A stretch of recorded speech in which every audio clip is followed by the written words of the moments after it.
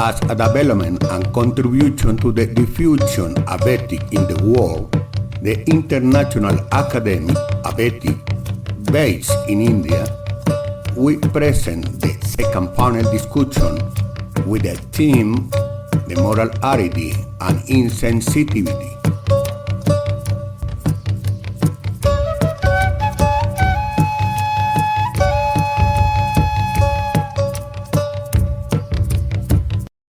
Professor in the Department of English from Gangtok, Sikkim. I welcome all our esteemed guests and our listeners who have joined us through StreamYard and through Facebook Live. It's a great honor for me to welcome all of you and also to moderate this panel discussion on the age of moral aridity and insensitivity. At the very outset, I would like to thank Dr. Janelle Singh sir for giving me this opportunity and the International Academy of Ethics. The International Academy of Ethics is a platform propounded by Dr. Janelle Singh Anand and Maya Herman Sikolik. It is on a mission to bring about an understanding and practice of ethics in today's day and age where we seem to have lost this value. Today, we are here to address a topic that is not only important, but also incredibly relevant in our modern society: moral aridity and insensitivity. As we navigate the complexities of our lives, it becomes increasingly crucial to reflect on the state of our moral compass and how our actions or lack thereof impact the world around us. Before we begin the discussion, and before I welcome our esteemed guests, I would like to give a brief introduction of the International Academy of Ethics founded by Dr. Janelle Singh Anand. Dr. Anand sir is the main brain behind the establishment of the International Academy of Ethics, which is a precursor for the University of Ethics being established by the Azad Foundation. This academy is planning to have its branches in various countries, and MOUs are under process for association with universities and educational institutions to make sure that all studies start with a compulsory course in ethics. The academy has started on a great mission in order to install the idea of ethics in the impressionable minds of young kids. The academy has international scholars on its role of world ambassadors and distinguished scholars from different countries. Dr. Maya Herman Sikolik is the Vice President of the Academy of Ethics. She is working to focus her work and attention on the issue of ethics. The last program organized by the Academy was a panel discussion on films, media, and violence, which received a massive response. Let's listen to Dr. Maya Herman Sikolik, the Vice President's message to this August before we begin the program. So I request Dr. Randir Gautam sir to help broadcast the message, please. Hi, this is Maya Herman Sikolik. As the Vice President of the Academy of Ethics, I welcome all the panelists, eminent participants in the second panel dedicated to the age of insensitivity and based on the precious text of Dr. Janelle Anand, the president of this academy.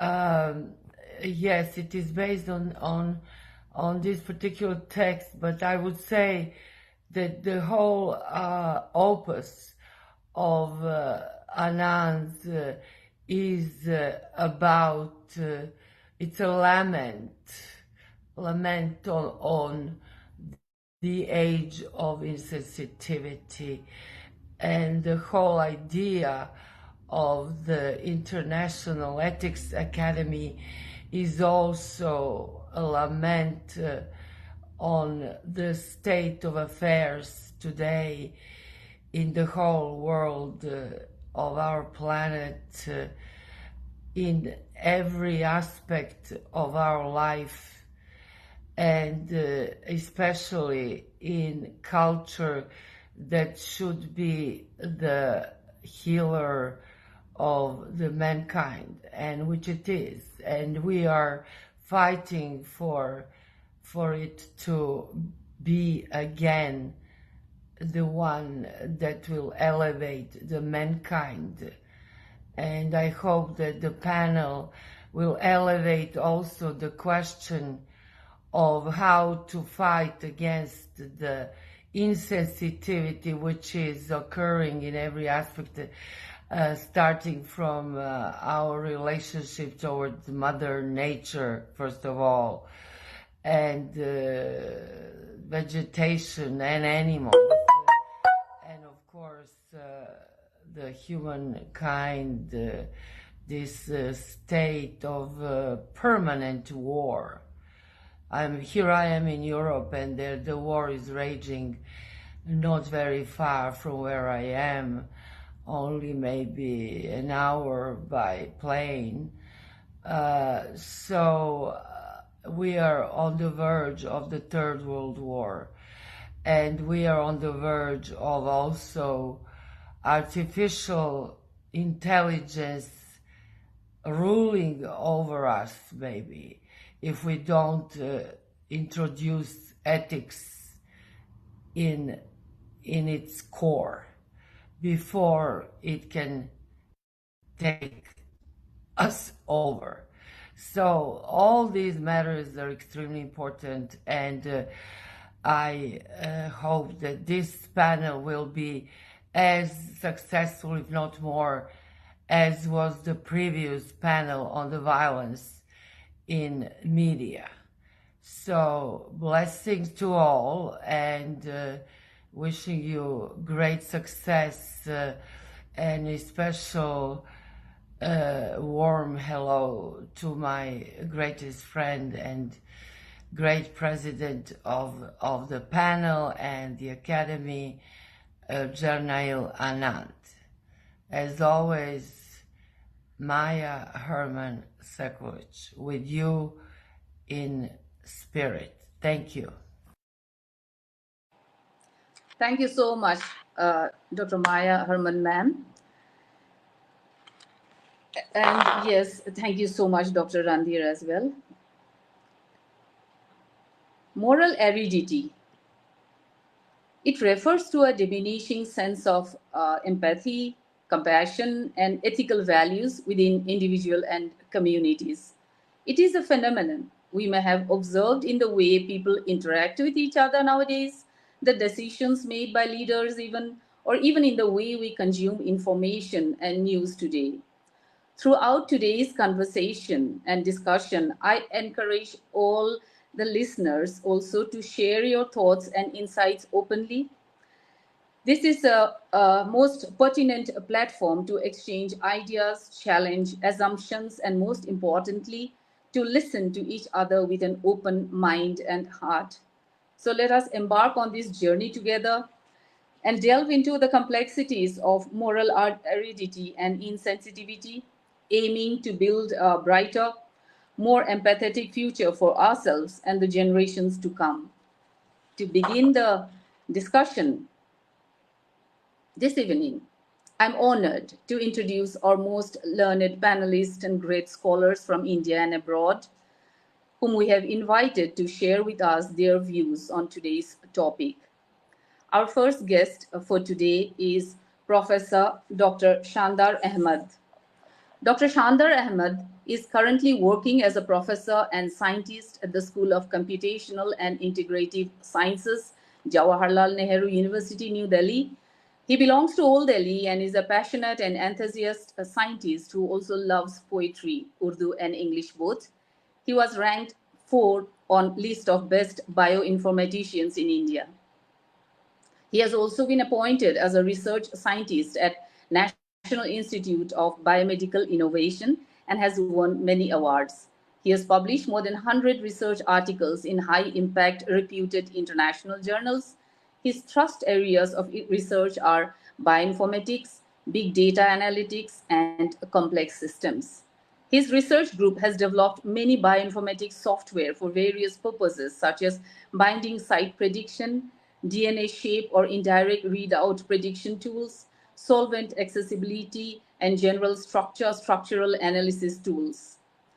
Currently, his research group is engaged in developing data-driven algorithms and applications of biological data. Their basic research interests are machine learning, deep learning through neural networks, big data analytics, and novel architectures. Sir, I welcome you to this discussion. And sir, yes, I would like to tell you that you have 10 minutes for your deliberation, after which we'll have a few question and answer sessions, sir. Over to you, sir. Thank you very much, Dr. Shobha, for a wonderful introduction and a lot of research into my background. And thank you all the great thinkers around. And I really feel privileged to be in the company of such great people. So coming to the point directly, when I looked at this topic of insensitivity or sensitivity for that matter, uh, there were a few thoughts that came to my mind. First of them was when we say sensitivity or insensitivity, what is it about? It is in respect to the social groups towards other groups to which we don't belong. The familial, I mean, between parents and children, between siblings and other family members, and of course the Mother Earth, the environment, and the long term the well-being of this universe. So these are the three different perspectives or the levels at which I thought about the question could be thought about. And then I was also, being a scientist, I also thought the sensitivity, the opposite of insensitivity, is why do we need to be sensitive, and is insensitivity detrimental to our survival, and how human beings became sensitive, or are human beings more sensitive than other species? So it's a long question, but I'll just touch up on the points so that we can have later on discussions possibly. So I looked at it as a kind of a tool, a social cooperate the sensitivity to be a tool of social cooperativity. And social cooperation is required for a collective survival as against the individual survival. And in the context of the evolutionary history of the human beings or any living species, um, collective or the group competence or fitness improves when they work in cooperativity with each other, and the insensitivity is not only an instrument to understand the cooperativity and measure it and to be able to respond to the needs for cooperating with one another. So, and this was one thought that I came to my mind. And then the next question, within the narrow scope of the evolutionary time period, that is the human beings, and over the ages, the periods, I was thinking about who needs the others to be insensitive. And here the question came to my mind, and that was the juxtaposition between independence and sensitivity. Are they really, can I be independent uh, and be sensitive at the same time? And is there a conflict between when the social groups and individuals, when we talk a lot about individualism versus collectivism, and their philosophies and their thoughts in favor of either of them? So does insensitivity lead to independence, or does independence necessarily make me more insensitive because my thought process is more individualistic? This was also a point that was coming to my mind, and this is something that we have to think about, that sometimes um, in the very fact that we want to gain independence, individuality may lead to insensitivity. Another thought that was coming in the context, come to my mind, was that when I was thinking about the who needs this sensitivity, or where are we worried about the insensitivity, is also about the vulnerable groups, where the insensitivity is really detrimental for the vulnerable groups within a social scenario. And vulnerabilities may be at the gender level, maybe at the level of the social groups, and maybe at the level of within the family, who holds the economic power, the parents versus the children. So at one point of time, the children may be more vulnerable than the parents. At another point of time, the parents may be more vulnerable. and they may need more sensitivity, and they may be the victims of insensitivity at different phases of their life. So not only that we do talk about the insensitivities of the younger generation towards the elders, but possibly the parental sensitivities towards the needs of their children, and sometimes the growing and the changing circumstances in which the children grow also is a point to be considered, that sometimes the parents are insensitive to the challenging times that their children are living in, which they had not faced when they were younger. So the professional and the social scenarios that the younger generation is faced with are much more serious and much more difficult, and sometimes may lead to the insensitivity towards parents. So some kind of an understanding that comes in conflict with the question of sensitivity in this case, and that has to be considered when we talk about the idea of insensitivity in the larger perspective. And another point that also I was thinking about was the insensitivity in regards to the conflict of interest. Since, as I said, the social groups work on the principle of cooperativity and as an instrument of the acquiring fitness for survival in the Darwinian language. So, since social groups work on the cooperativity, and then the social groups may be defined at different levels of details and different levels of the self-interest. So, it is natural that our insensitivities and sensibilities will come in conflict with the interests of the affiliations and associations that we carry. So these are to be thought about. And finally, the last point that I would like to make here is the um, are we really living in a times which are less sensitive or which are more insensitive than in the past? I thought about it, and my simple thoughts were like, when we say, are we living in the age of more aridity and more insensitivity, what is the time frame we are looking at? So are we looking at the time period of 10 years, 20 years, thousands of years? When I really look at it at long-term time scale, I feel very proud to say that humanity is today much more sensitive than what possibly human beings have been, say 1,000 years ago or several thousand years ago. So we have, as a human civilization, my feeling is that we have covered a long distance in this journey of insensitivity and the social cooperativity and affection and love for each other. But when we look at the smaller time scales, it may be possible that when any graph that goes, when we, as a data scientist, we are familiar with this, then the curve is not always smooth. Sometimes we are going up, and locally there may be local fluctuations, and we may feel like we are going down. And I believe that if in a short term we see that there are some spikes in insensitivity, or there is a growth in insensitivity, and we are perhaps um, wavering in our resolve to make a better world and to develop a better civilization, then possibly it is just a local and short-term phenomena. And that is why these societies like International Society for Ethics and all, they are rising up to the occasion. They are ensuring that our journey towards the human cooperation, towards the cooperation with the environment, and towards the sensitivity towards one another continues to grow in the positive direction. So these are kind of summary of the thoughts that I got. I think I'm in time, and that is how I will conclude. Thank you. Thank you so much, sir. Sir, yes, very pertinent, and we have really warmed up to the discussion now with your deliberations, sir. Sir, I would like to ask you, since you are a scientist yourself, uh, does technology and social media have a pertinent role in fostering moral aridity and insensitivity, sir? I will not totally think so.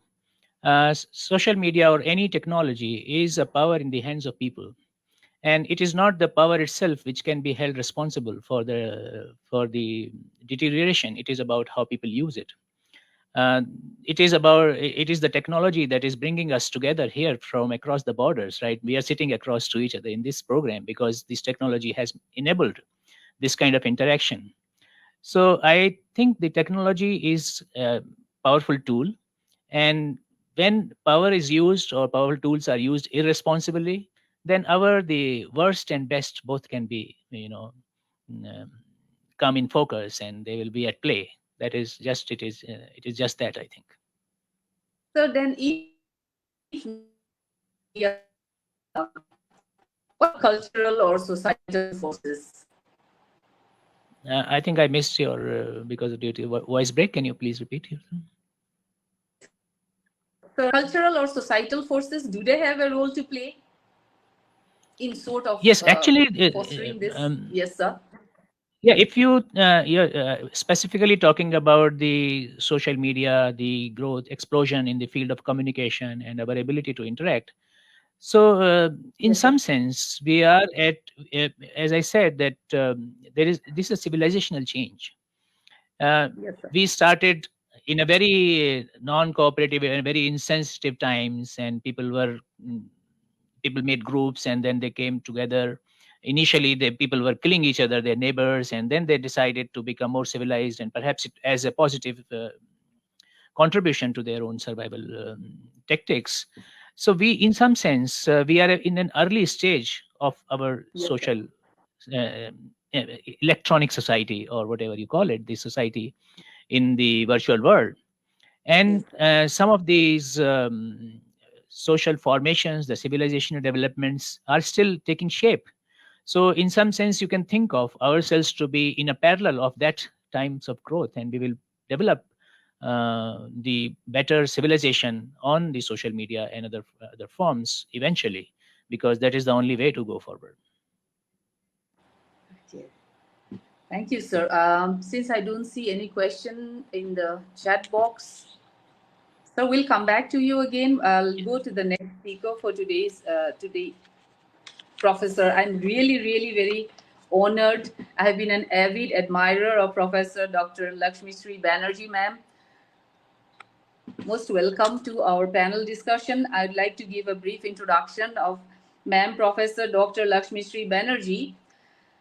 Madam is a multiple award-winning poet, writer, critic, professional vocalist, a former vice chancellor and university professor of English and cultural studies. She is an international senior Fulbright and Commonwealth scholar and national scholar of the University of Calcutta. Widely published and anthologized across the globe, she has to her credit 9 books of poetry and 120 academic and research publications, including books in English,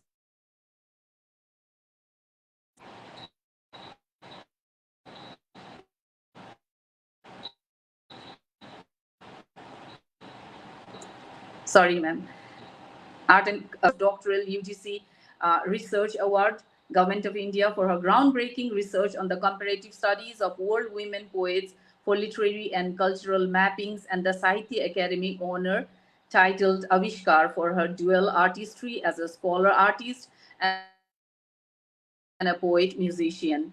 She is the recipient of 2 international awards for lifetime achievement in art and literature, 2 Women Achievers Awards, the International Panorama Award for Literature, the Kalaratnam Award, and several others. As an avid sociocultural virtuoso, Dr. Banerjee is a senior Rotarian and a decorated multiple Paul Harris Fellow of the Rotary International. She has also been the Indian President's nominee on boards of central universities. With an ethically vibrant consciousness, Dr. Banerjee believes in the power of her pen and voice for impacting social transformation and international goodwill for a better world order. Let me repeat, I'm really honored to host you, ma'am. Over to you, ma'am.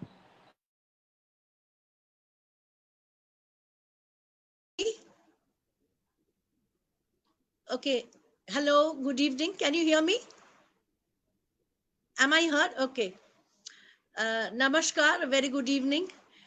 I'm really honored to be an integral, I hope, an integral part of this International Academy of Ethics. And I would like to continue from where Professor Ahmed, you know, left open the field. Of course, I want to talk about moral aridity and insensitivity in a larger context than the human context. Because in today's world, this word aridity, It reminds me totally, it puts me into that capsule of Tagore's, that well-known sonnet, where the mind is without fear and the head is held high. There is an image there where it says, where the clear stream of reason, where the clear stream of reason, uh, what's it, has not lost its way in the dreary desert sand of dead habit. Now, this image of a desert sand, I mean, no matter how much we would like to think about the positive aspects of this civilization, we would still know that inwardly we are very agonized as sensitive human beings. I presume that scholars and writers are intrinsically sensitive human beings. And so this sensitivity is very much allied with what I think of as the transcendental consciousness which every human being has. Only thing is that it has not been destroyed, but it has been very sadly invaded and annexed by a world which is growing and growing every day in a manner that is very agonizing. A transactional world. In every relationship, we look for a transaction, give and take. A world which is full of greed and avarice. A world which is absolutely utilitarian, absolutely consumerist.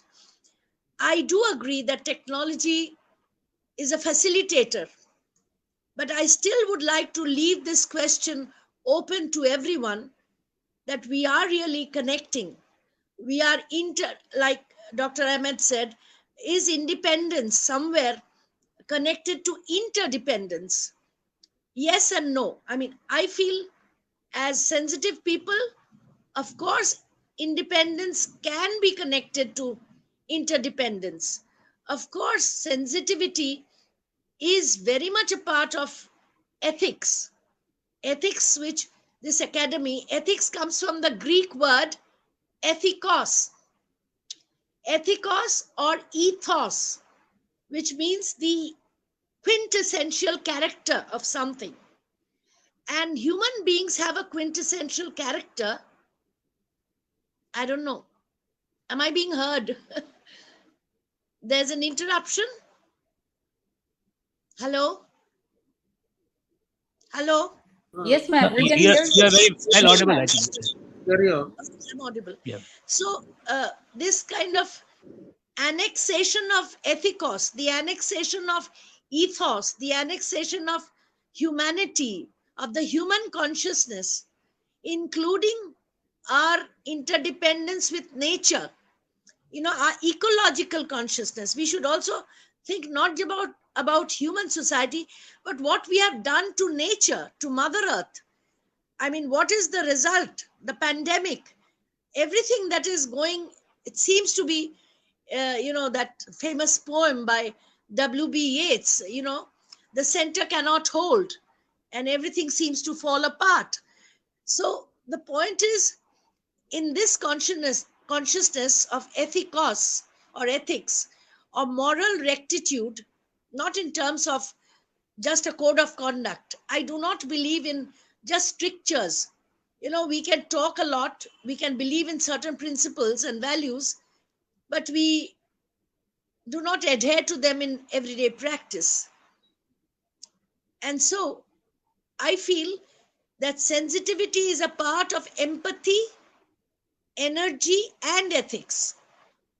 Humanity is a part of empathy, energy, and ethics. I'm getting disconnected. I don't know.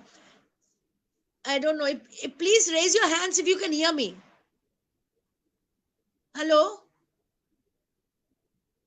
Hello? Please carry on. Please carry on. Dr. Anand, can you hear me? Yes, definitely. No, because I can't see any, because my face is also not moving. But anyway, uh, so when Tagore talks about this dreary desert sand of dead habit, we are, of course, talking about today's habit, contemporary conflict ridden world, the habits of consumerism, and then the larger world where we connect with nature, the ecological consciousness, which is also sadly absent because of our greed. Everything has become utilitarian. So we need to get back to the initial consciousness of being human beings, humanity, sensitivity, and ethics. And of course, the other day we were discussing these two epics, Homer's epic and Mahabharata. In Mahabharata, we have several incidents where Lord Krishna himself is instrumental in making Arjuna uh, kill Karna in a very weak point of time when it was very unethical. Okay, so does Dronacharya. He asks for his disciples' thumb because he didn't want Ekalavya to become a greater archer than Arjuna. So there are, even in Homer, like the Achilles' heel we were discussing, where Hector kills Achilles because he knows his weak point. Now, these are all in the epics itself. We have unethical circumstances where heroes are killed. But why are these there? Not to tell us to do those things, but rather to forbid us to do those things, where Krishna is coming back to solve adharma. When in the Bhagavad Gita, Krishna talks about his coming into every age for the restoration of dharma. When he says about the redemption of mankind, for which he needs to be reincarnated every age, he says, Yada yada hi dharmasya glanir bhavati bharata abhyuthanam adharmasya tadatmanang srijamaham. Whenever there is adharma, I will be born. I will be birthing to rectify those unethical activities. Paritranaya sadhunam. I will save those who are good. Vinashaya cha dushkritam. Those who are monstrous and evil, I will destroy them. Dharma sansthapanarthaya sambhavami yuge yuge. So the cycle of life, sambhavami yuge yuge, the God consciousness, whether Krishna was a mythological figure or that's not the point. The point is the consciousness of humanity, nature, and divinity, which evolves after every decline, after every annexation. There is a resurgence. There's a rejuvenation which makes us hopeful for a better world. If we can use it in our thoughts, in our words, in our practices, in our actions. And I would like to finish this part of my little bit of contribution by a small poem, which is not a prayer. I have called it a prayer, but it is actually a triggering of our own inner self, the inner self of sensitivity, the inner sense of ethics and humanity and morality. So I've called it The Power of Love, which was published a few weeks back in the Journal of the International Ethics Academy. It's a very short prayer where I evoke the consciousness, and the consciousness is called by me. I address, Dear my beloved, because love is the only fire, as Tagore says. Love is the only fire which can actually put an end to all fires of hatred. So, dear my beloved, let me not fall into the ashes as I wing up to the azure. Let me not descend to the abyss as I reach the highest peak. Let me not drown in hubris. Again, that Greek word hubris, which means ego and pride. Let me not drown in hubris as I eagle up to your empyrean. Let me not soak into the grime as I'm cleansed in your lava. Let me not soil my ablutions as I share my purity of well being. Let me not delve into purgatory as I reach your sacred summit. Let me not look down from the crescendo as I look up for those who fall. Let me not look down from the crescendo as I look up for those who fall. Do swaddle me fully in your love, safe from the cinders of haughty hate. Thank you. Thank you so much, ma'am. Thoroughly enjoyed listening to you. Ma'am, you talked about the Mahabharata and the other epics. Gita, I, Bhagavad Gita. sorry, yes, ma'am, the Bhagavad Gita. I'd like to ask you, ma'am, apart from media, literature, art, how can we encourage open dialogue and constructive conversations about moral dilemmas, ma'am, ethical choices, and the importance of empathy in various communities? How do we encourage it? How do we bring it about? Well, social media and digitalized world is a new development. I think more than virtuality, I believe in reality, in community building. For example, I am a part of a very big international organization, the most important service organization of the world, which is Rotary International. We go down to villages, we not only teach them, we give them food. Now, community building is not always possible. At least in India, I do not think, at least 80 or maybe 75% of the communities of India do not have computers or smartphone. Of course, maybe in the developed world, in America, in Europe, but in our country, we have to actually physically do a lot of community building, going to villages, distributing food, distributing knowledge, doing our literacy programs.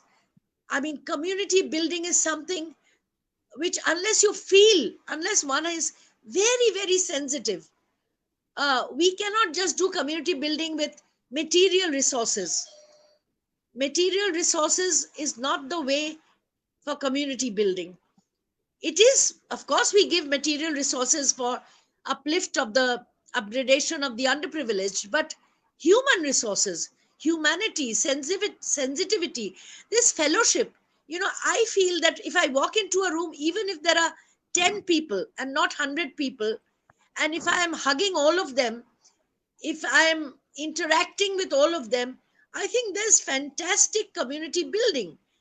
Virtuality has helped us as a facilitator, but virtuality is not the last answer. Technology has also pros and cons, as everything else has.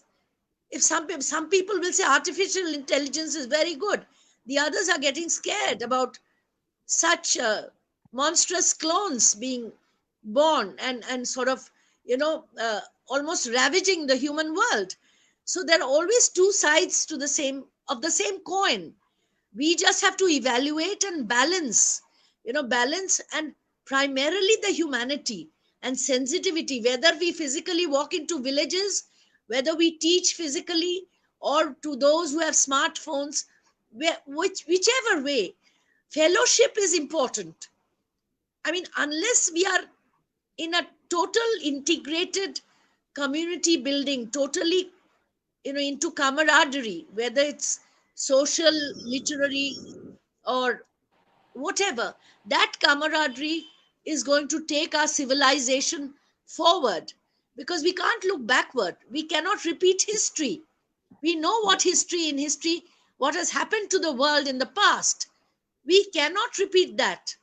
We cannot let hunger for power be so ruthless that, the entire civilization, the entire ethos, as I said, ethos is connected to ethics. The entire ethos of our country, our India, our globe, our world is destroyed. We have to be human beings first. So that's, I think, all I can say. Yes, ma'am. Thank you so much, ma'am. I'll come back to you again.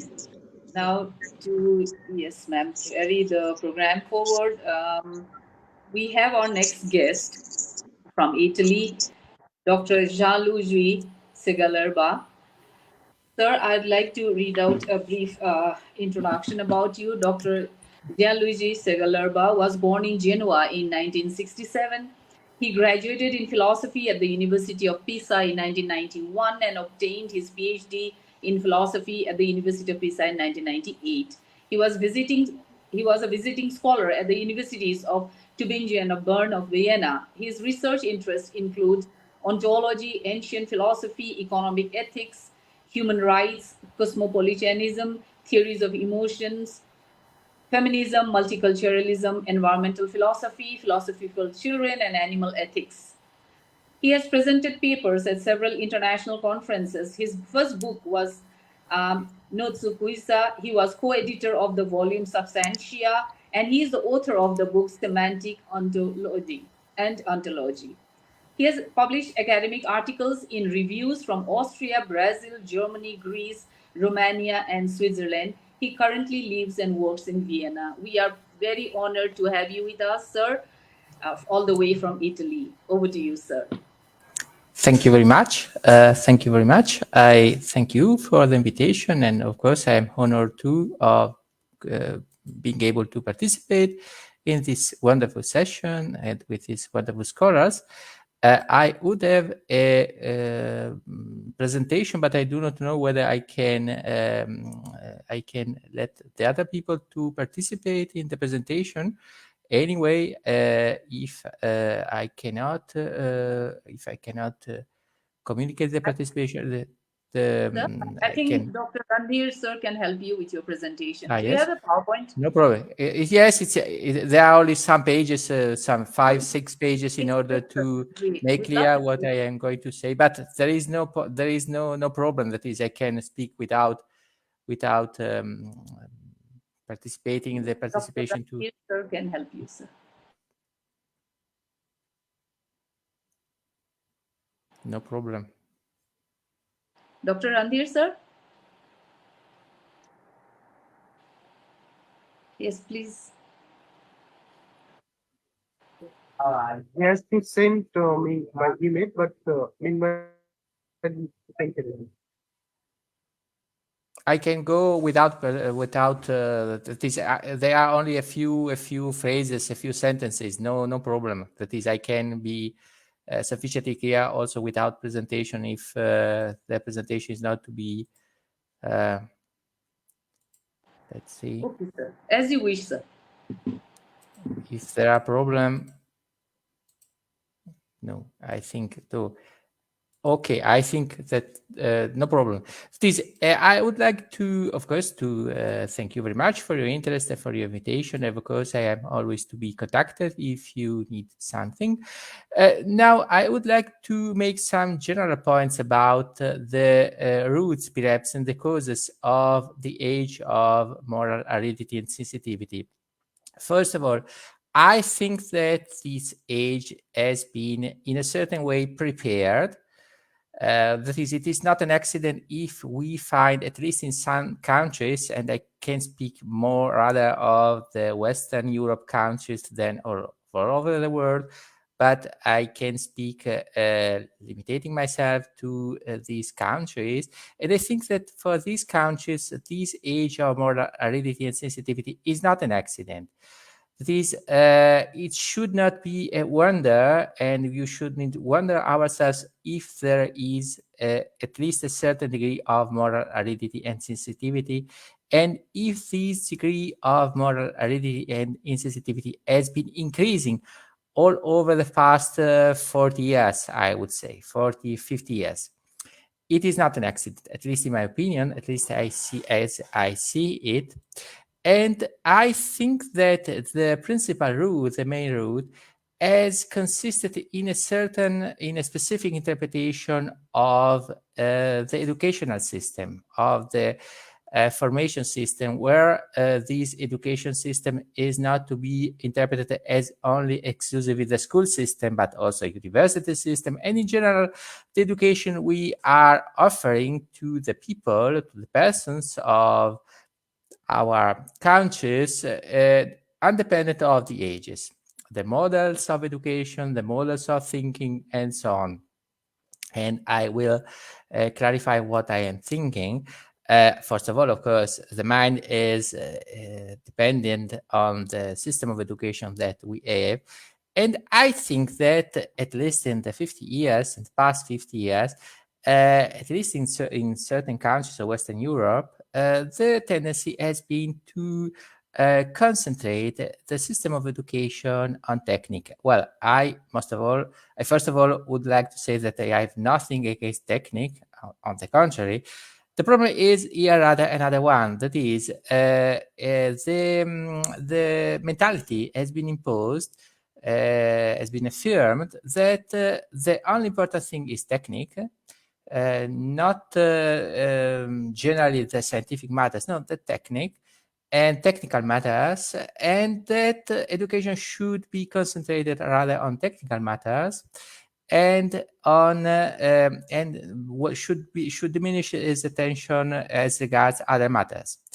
That is, technical matters are the only important matters, and mental resources are exclusively represented by the technical matters, and education therefore should be concentrated exclusively on technical matters. I can remember, even if I was only a child, that this mentality has begun at least in the 70s. That is when I was in the elementary school, when I was beginning to go to school, and there was already this mentality affirming itself in television and in the newspapers. Well, what are the count?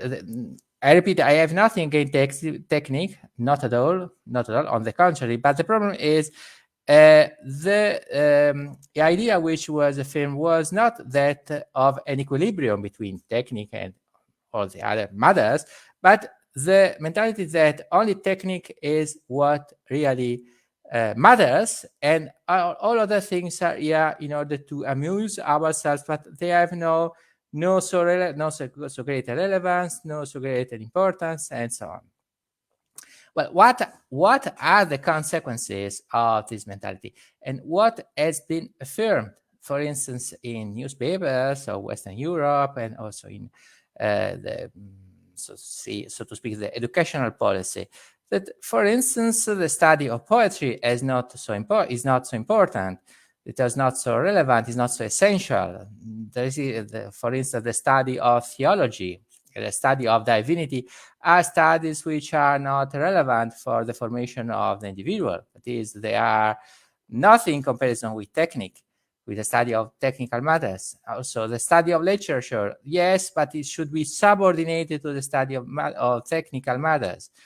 Also, philosophy, for instance. Philosophy is usually the first accused of this mentality. Philosophy, what is philosophy functional to? What does philosophy serve? Nothing at all. Therefore, it should be eliminated, perhaps. There is now the idea that philosophy should be eliminated from our school system.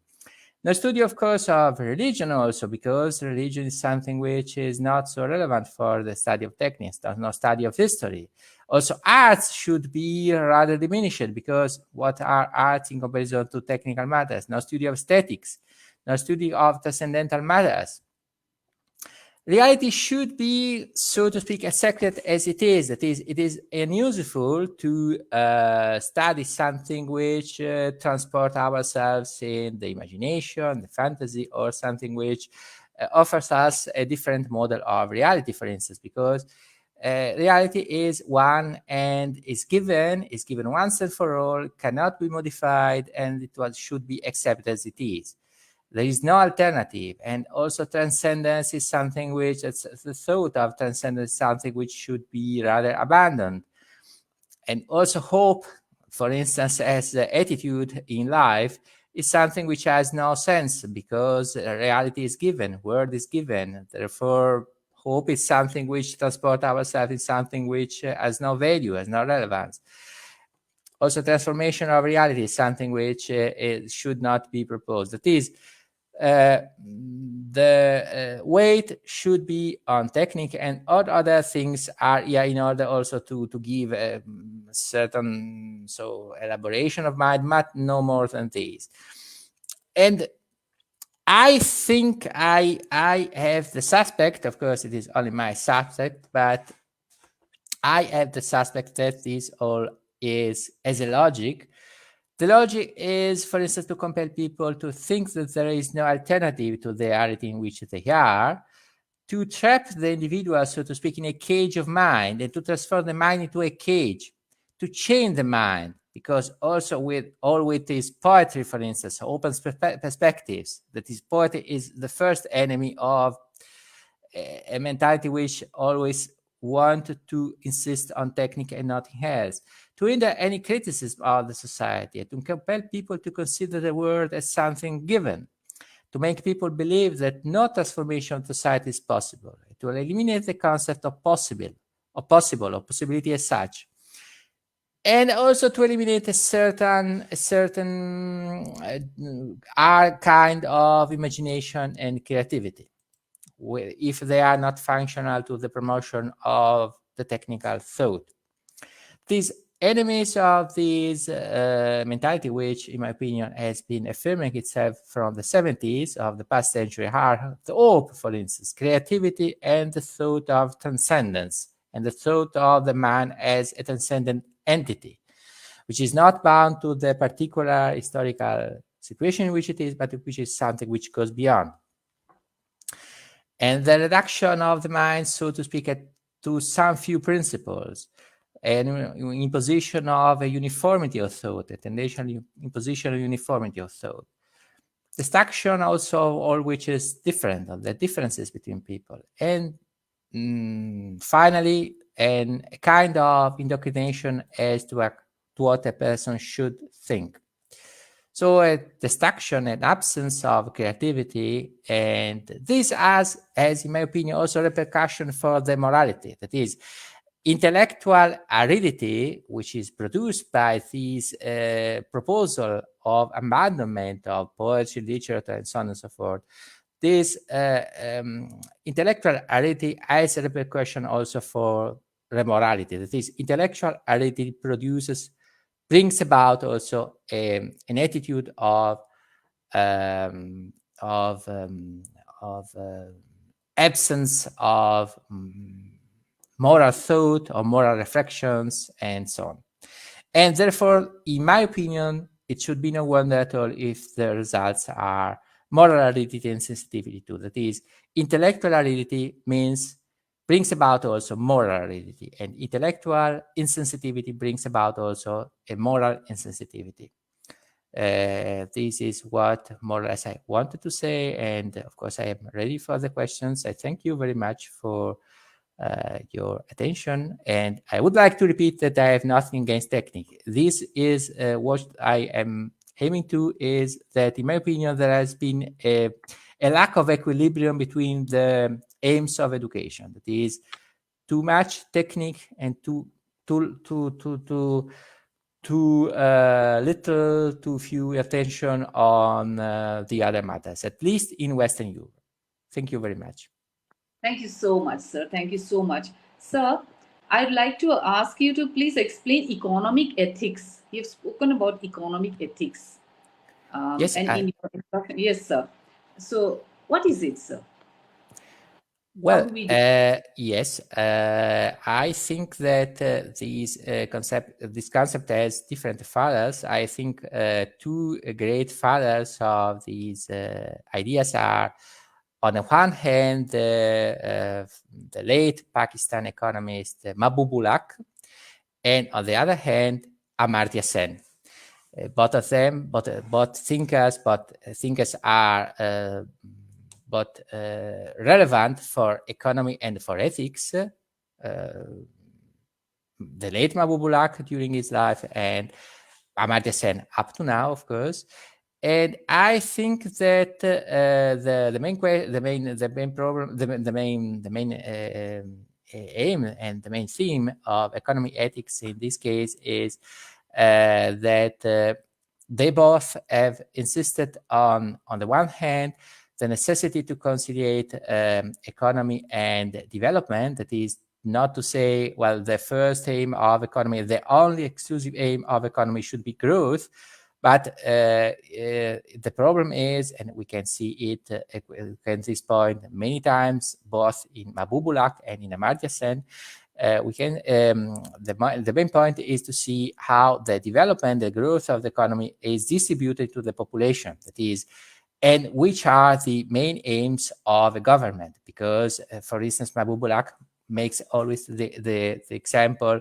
One thing is to have growth if a government insists on the production of weapons, and another thing is to have growth, economical growth, if the government insists on the production of butter. That is, of course, economic growth is economic growth in both sense, but the population has different advantages from the insistence on the production of weapons and, for instance, concentration on the production of butter, that is, of food. And economy ethics is concentrated on this point. That is to see, of course, to promotion of development and of economic growth, but also to see that the economy should be also conciliated with the promotion of individual rights, of social rights, and of determined governmental policies. I would synthesize in this way the main ideas of both thinkers, which are very rich, of course, both for the late Mahbubullah and, of course, for the Nobel Prize winner Amartya Sen. Thank you, sir. I'll get back to you. I just read out some questions and important comments from our listeners. I'm very happy to have Raj Babu sir, Ravi Ranganathan sir, and Mirzana, Manjula Asthana, Lalit Mohan sir, Harinder Chima. Lalit Mohan sir has written, the traumatic events in Manipur and the lazy reaction of administration illustrate the logic for such deliberations by academics and concerned citizens of the world. True, sir. Professor Shandar Ahmad sir, would you like to say something regarding the contemporary happening in Manipur? Let's not, I mean, not in a political sense, because it is related to our topic as well. Yes, the question of ethics arises every time some traumatic experience and traumatic event happens around us. And again, the question of sensitivity, some people are sensitive to small events, and some wait for a big disaster to happen to awaken. So, and we respond it in a different way. And as intellectuals and thinkers, and somebody, I mean, like me, who likes to be in the company of thinkers, they respond by discussing, and this is probably the lowest level of response to injustice or something wrong happening around us. And this is the minimum that is expected of conscious human beings, to at least think ill or think critically of the unfortunate events around us. And of course, the bigger is to have the power to stop wrong, unpleasant or uncomfortable events around us. Definitely, the event. This is a forum that we can discuss, and again, the thought is the first step towards action. And we, as we here discussing, probably will act in some way. So how can we create safe spaces for vulnerable populations, Laksmisree ma'am? Can we do something like that? discussion, of course, is not enough. Of course, thought is prior to action. But I always have this feeling about understanding of Tagore's words, where the mind is without fear and the head is held high. Somewhere, all of us know, if we look at the circumstances during Donald Trump's era, how the Capitol Hill was raided, and masses went in, and there was such a horrible destruction. And yet people, it is the people, our constitution begins with the three words, like the American Constitution: we the people. And the people are becoming, I feel, including myself perhaps, we are becoming spineless. We are scared that we may be arrested, we may be whatever. I mean, of course, the some kind of uh, authoritarianism is there. So whatever be the thing, when our professor friend from Italy talks about Amartya Sen and the economics of equality, the equal distribution of wealth, that is why Amartya Sen got the Nobel Prize, that he did his research not just on the creation of wealth, not just on the upgradation of economics, but how to do equal distribution among the underprivileged and entire society. So that was the economics that our friend from Italy is talking about. So if we don't raise our voice against inequality, if we don't raise our voice against this moral aridity which leads to such plundering, such horrible, murderous atrocities, and we go on discussing, but it doesn't happen. There is always some kind of a revolution in every country. I am not trying to be incendiary or arouse passions, not like that, but with cool thinking, cool discussion, cool action, cool fellowship, we can join hands. We can say that we are a democracy, and whatever is happening in Manipur is not right. Of course, we are writing poems, we are, shouting from the rooftops. But who is reading our poems? Sometimes Dr. Anand says, who's reading us? Well, I would say, Shelley said more than 200 years ago that poets are the unacknowledged legislators. Nevertheless, we are the legislators of the world. We will not stop. We will not stop at discussion. We need to be like what Tagore did for Jallianwala Bagh. I mean, he didn't go and fight, but he did give up his knighthood. He gave up his knighthood to the Britishers, saying that I am protesting against this genocide in Jallianwala Bagh.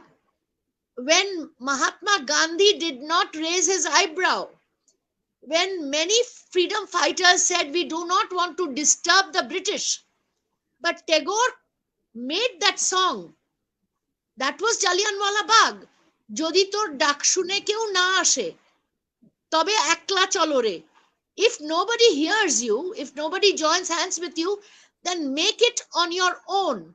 Follow your own path. And that's the song when he gave up his knighthood for Jallianwala Bagh. He didn't go and fight with arms. Thank you So so much. there are so many methods. I think we can raise our voice and we can be fearless. I mean, that's my take. If everybody joins hands, we can be fearless. Yes, ma'am. I'll just read a couple of comments here. Tariq Muhammad Ji has written, since time immemorial, moral values are taking a nosedive, and that too perpetually, whether current affairs around the world or the bygone days, moral aridity has become a continuous process. Yes, Tariq Ji. Isabella Sordi, the fire of love overcomes the fire of hatred. She writes, Tamali Nyogi, I like many others think that poets and honest academicians must join politics in order to be connected with policy makings.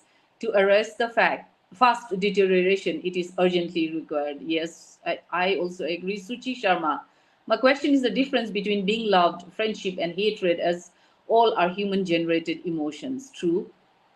Teron Achuri has written, education has been proposed as an instrument of material production and has largely set aside its ethical training work. After listening to all the talks by our expert in our panel today, and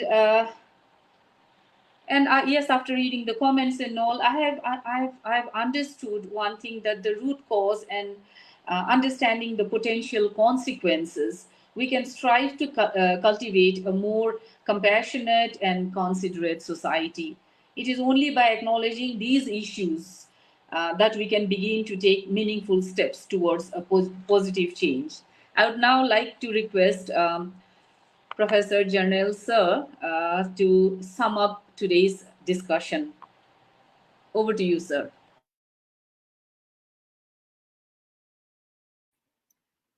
In this difficult time and net problems, you are with us. Thank you very much. And I am thankful to the members of the panel, Dr. Shandar Ahmad, Dr. Laksmisree Banerjee, and Dr. Gianluigi Segalerba, for expressing their considered opinions on our topic, the age of moral aridity and insensitivity. Dr. Shandar was referring to it that we are insensitive when we do not care for others. But there are instances when we do not care for ourselves also. We remain silent when speech is utterly needed. This is insensitivity. When you must speak, and if you do not speak, that is insensitivity.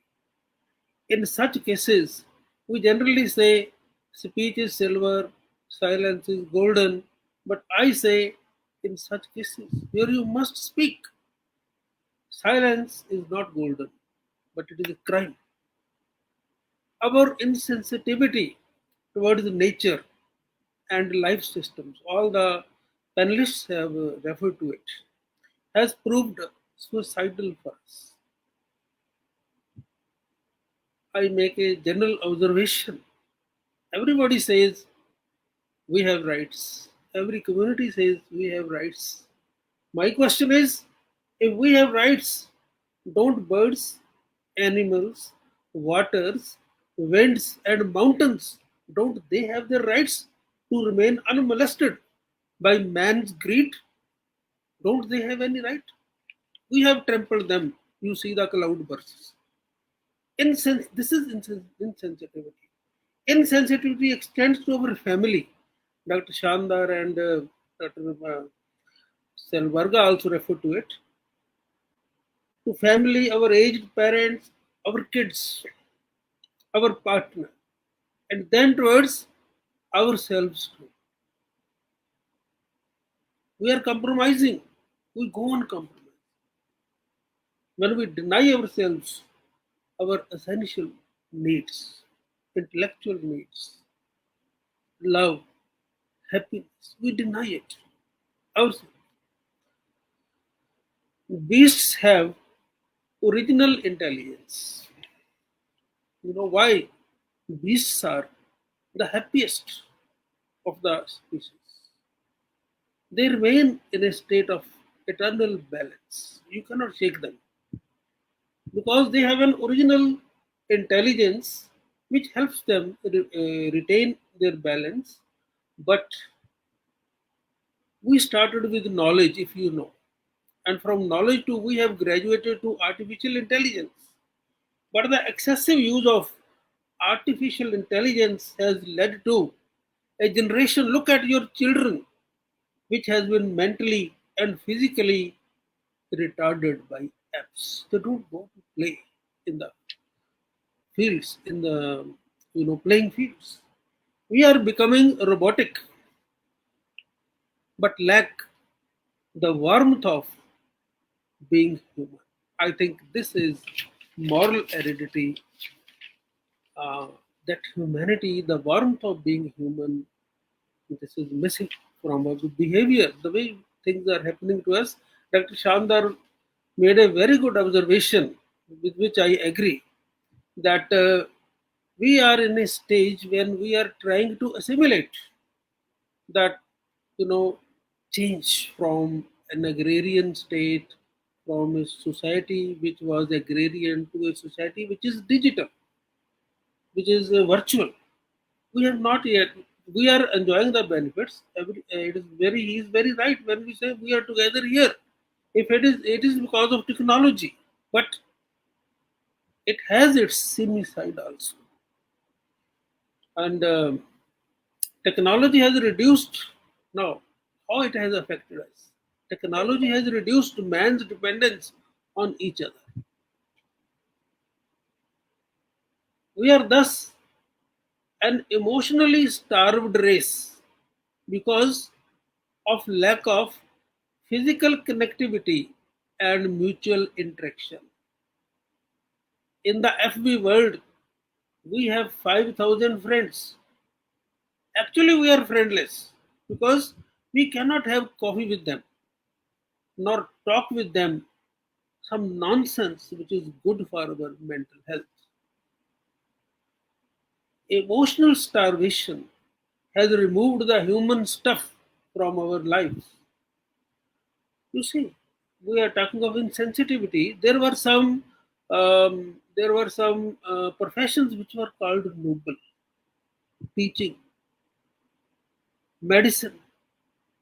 Have you ever heard any child saying that he will be a doctor because it is a noble profession, or he will become a teacher because it is a noble profession? The idea of nobility has been eaten up, gobbled up, swallowed by our insensitive systems. Because the reason is that we lack the compunction which is essential for jobs of high integrity. Medicine is a job of high integrity. Teaching is a job of high integrity. We need compunction. We need restraint. We need the sense of right and wrong, which is gone. Desert sands, Dr. Laksmisree, you were talking about it. Um, so we have entered. I make another observation for you, friends. We have entered a neo Stone Age. There was a Stone Age. Now, the neo Stone Age, the age of emotional inertia, spiritual coma, and clinical death. We are alive physically. With the with the laying bare of various layers of this issue by the intelligent inputs from our panelists, I hope we have been able to trigger some serious questions which may make the audience sit up and think. I am very happy. Very intelligent questions have come, and the purpose of the intellectual and the Academy of Ethics is to raise questions, to not let the people lie. Say something, question things, and let the people think about it. So I'm thankful to Dr. Shobha, who has been with us and for moderating this discussion very effectively. And I'm also thankful to Professor Randhir Gautam, who is the sutradhar of this program, Invisible Professor. So thank you very much. Shobhaji, please carry on. Thank you so much, sir. There is so much to learn and much more to do, I feel. We have come to the end of this most relevant discussion. We explored the consequences of moral aridity and insensitivity and how they affect our relationships, our collective well being, and the overall fabric of our society. It is essential to understand, I feel, that discussing this topic isn't about pointing fingers or assigning blame. but rather about fostering a deeper awareness and finding ways to address these challenges together. So we have come to the end of the program. I would now like to request Ma'am Dr. Molly Joseph, Chief Coordinator of the International Academy of Ethics, to propose the vote of thanks and to declare the discussion closed. Ma'am, over to you. Thank you, Shobha Sharma. I hope I'm audible enough. Am I audible enough? Yes? Yes, ma'am. Shall I Yes. continue? Yes. Yes, please. Yes, yes. It gives me enormous pleasure to hear the plethora of perspectives and moral aridity. Yes, the varied perspectives from the scientist's point of view, from Professor Shandar, like it is a kind of evolutionary kind of thing, a new level of sensitivity, whatever. Or when it came to Professor Gianberg, he said it is intellectual aridity that also matters, that causes this kind of, what do you call, the crux of insensitivity, moral aridity. Whatever. We have been able to touch and address the issue. Only by addressing the issue, we can legitimately say we have done something about ethics. Because after all, ours is an International Academy of Ethics. And I would say, with the kind of evolutionary new level of sensitivity or whatever, we are getting one way or other cocooned in our own worlds, and that togetherness, tenderness, love, care, kindness, tolerance, that is getting lost. And as Sri put it very well, it's high time. Instead of mere talk, we did something. That's what this International Academy of Ethics is trying to do. What can be the clear-cut areas of action with which we can ameliorate the situation? I'm happy that such an esteemed panel was there. A very burning topic, as Laksmisree put it, has been taken, especially when we are at present in our country running through hot waters. That happens in every other part of the world. It was there during the time of Holocaust, but now it has become a new kind of dimension, which is so indigestible. Not going much into that. Let me come to my pleasant duty. Dr. Jarnail Singh, the think tank behind it, who is organizing it, energizing us, the team, into action. Sir, with all respects, I pay salutes to you. Thank you. Now, to the esteemed panelist, Professor Shandar, you were just addressing the issue from a kind of what you call an evolutionary long-term perspective, and we are lending the luster of hope. It's not in a kind of howl of despair. We can do something. A new level of sensitivity can be fostered. I loved that vital spark of your talk. Thank you so much for being with us. Thank you very much. Professor Shandar, Ahmad, and then afterwards there spoke Professor Gianluigi. I hope I'm pronouncing it right, Gianluigi, from Italy. So, yours was a deep and engrossing philosophical dimension of it. When you refer to intellectual aridity and all, it made us ponder our things so much. And into different genres, you are shifting your focus to hit at the issue. Thank you so much for your erudite elaboration and presence. Thank you. And to my dear friend, Professor Laksmisree, the firebrand, I would call her. I mean, the woman who writes with conviction and stands on her own, braving the bad weather, the wind, whatever. And you hit at it, Sri. We have to speak up. We have to shake hands with the reality and then address it in a way of our own. You empower us. And the team, International Academy of Ethics, you are with us. We are so happy. Thank you for your presence. And of course, Sharma, you did so well. I mean, gelling it together in such a wonderful way. And I have to thank you so much, my dear, for being the best moderator. And there is my friend Randeep, who is working behind, but works so effectively. I was actually first I was at my wits end how to handle this streamlining. It was not functioning with me properly. But then he gave me confidence. I can speak to you, and I find any number of responses very intellectual, engaging kind of responses from people like Roland James, people like Samali, who says, we the academicians and the think tank should be there at the helm.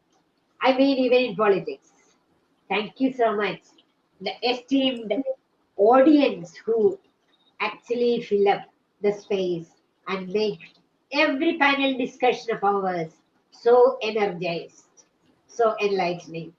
We would Uh, look forward to more of these sessions later. uh, Thank you. Thank you. Dr. Dr. Molly, Yes. I think a reference should be made to Dr. Maya Herman also. Yeah. Oh my God. Maya is the vital force behind, but she's not there on the scene. So I was a bit, late in connecting. We got Maya's message, and she's always there. Everywhere. She's our brand ambassador, everywhere going around talking about the relevance of this thing, Maya. We owe so much to you for the efficient functionality of this International Academy of Ethics, our dynamic vice president. And this is a moment where I extend my heartfelt gratitude to you on behalf of International Academy of Ethics. Thanks And so much. Dr. Molly, I also thank you for being Thank with us. It's my pleasure, Dr. Jan. All the best. Thank you.